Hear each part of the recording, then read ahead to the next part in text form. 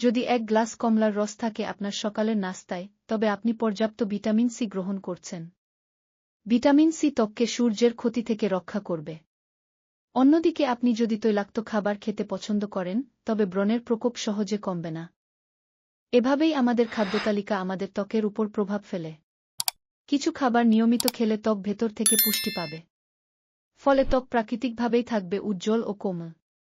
জেনে নিন কোন খাবার খাবেন ত্বক ভালো রাখার জন্য।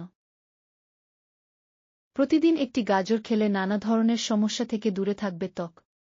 গাজর ভিটামিন এ সমৃদ্ধ এবং অতিরিক্ত সিবাম উৎপাদন প্রতিরোধ করে। এছাড়া আমাদের শরীর থেকে টক্সিন বের করে দেয় সবজিটি। বিটা ক্যারোটিন এবং ক্যারোটিনয়েডও রয়েছে এতে, যা প্রাকৃতিকভাবে অ্যান্টিট্যান উপাদান। উজ্জ্বল ত্বক চাইলে মিষ্টি আলু রাখুন পাতে। ভিটামিন সি এবং ই রয়েছে এতে, যা ত্বকে আনে উজ্জ্বলতা। ভিটামিন সি কোলাজেন তৈরি করে, যা বার্ধক্যের লক্ষণকে দূরে রাখে। ত্বকে তারুণ্যের দীপ্তি চাইলে রান্না করা টমেটো খান। এতে লাইকোপেন রয়েছে, যা বলিরেখা প্রতিরোধ করে।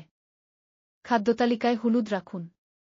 এতে থাকা অ্যান্টিঅক্সিডেন্ট ত্বকের কোষকে ক্ষতির বিরুদ্ধে রক্ষা করে। ব্রণ কমাতেও সাহায্য করে এটি। ভিটামিন এর চমৎকার উৎস পেঁপে।